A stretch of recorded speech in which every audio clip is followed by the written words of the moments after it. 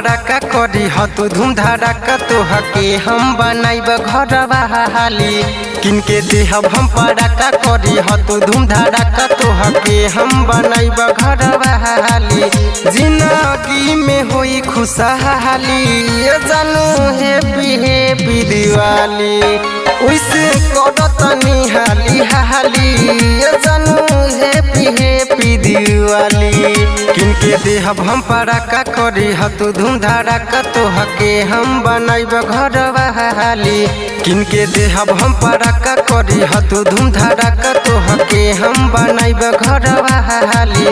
जिंदगी में होई खुशहाली जानू हैप्पी हैप्पी दिवाली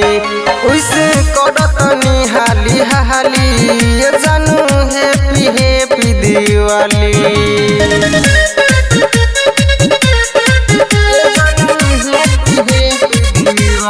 डीजे ओम शंकर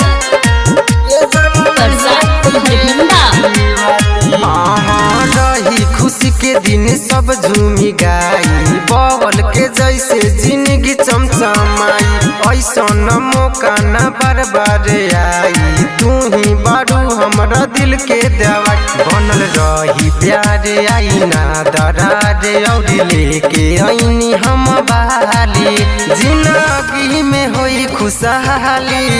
जानू हैप्पी हैप्पी दिवाली उसे करतनी हाली हाली जानू हैप्पी हैप्पी दिवाली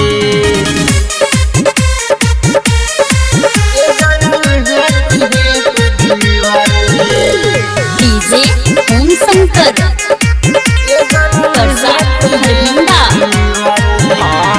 लक्ष्मी दीपेश के बाबी सवास हो असो दिवाली में तू ही बारू खास हो तोहरे में बसेला हमर सास हो अब की दिवाली में रही तू पास कहे राइटर धनी के बात सुननी के बैठी दीप जरई तू हाली जिंदगी में होई खुशहाली जानू हैप्पी हैप्पी दिवाली उसे करतनी हाली हाली जानू हैप्पी हैप्पी दिवाली।